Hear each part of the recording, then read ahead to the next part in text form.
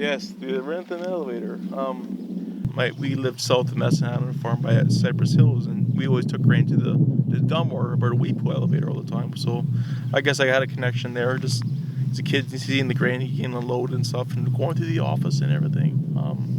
Growing up, we went to Lethbridge lots. So we drive to the little towns that had elevators, like Bow Island, Grassy Lake, places like that. And after a while, you kind of notice, well, where you drive through the town, and realize that you drove through it. Like, where's the elevators? Well, then they're gone. Then you kind of you forgot you actually drove through a town. Because before you seen the elevators, you knew you were coming to a place. Now it's like you blinked and it was gone. So it's kind of you're seeing these little bits of your history kind of disappearing and things.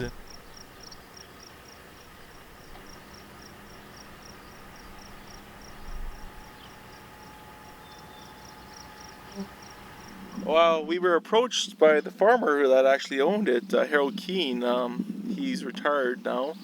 He wanted to go to a good home as he was done using it at the railway park, and we were just busy with the rail cars, as you have seen already. The restoration there and everything. So we had to turn him down, but we told him that we'll try to find somebody else to help him out and things. In the meantime, Cody Kapcsos, he's been doing photography of grain elevators, and I guess he had a special place in his heart for this one as well, and he thought that'd be a good one for preservation. And not long after discussing with Harold, was googling grain elevators in southern Alberta, and I found Cody through his photos and work, and I emailed him, and we did a lot of email back and forth, and we thought maybe we should set up a separate group and just maybe look after preserving this grain elevator. It's a 1925 example. It was built by the Ogilvie Flour Company, as you can tell by the lettering on the side. They ran it up to 1958 or 59 when they started selling off their network of country elevators. This one went to Alberta Weepo, who would operate up to 1968. Then they sold it to Harold's dad, Wesley, in 1968, and he used it up until he retired, and then he transferred to Harold, and we got it in 2014.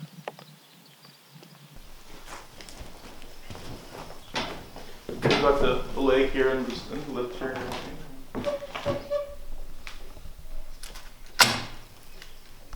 There, all that. The Gerber wheel and stuff. So.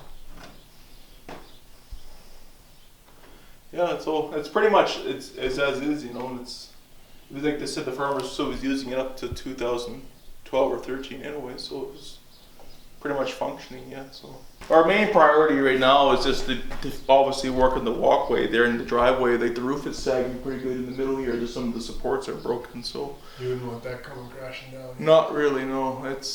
So those are our main priorities, and then obviously fixing the windows and the doors. But other than that, it's pretty much solid. Like the foundation's still good shape and things. So and it just needs to be cleaning, otherwise. But well, originally we had thought to move it to the railway park. Actually, we had a big idea of moving it there and moving all these buildings and everything and recreating it at the railway park, which is would have been a grand idea. Would have cost a lot of money to do it too. Then we came into the stumbling block with the revenue agency, then wanting historical documents.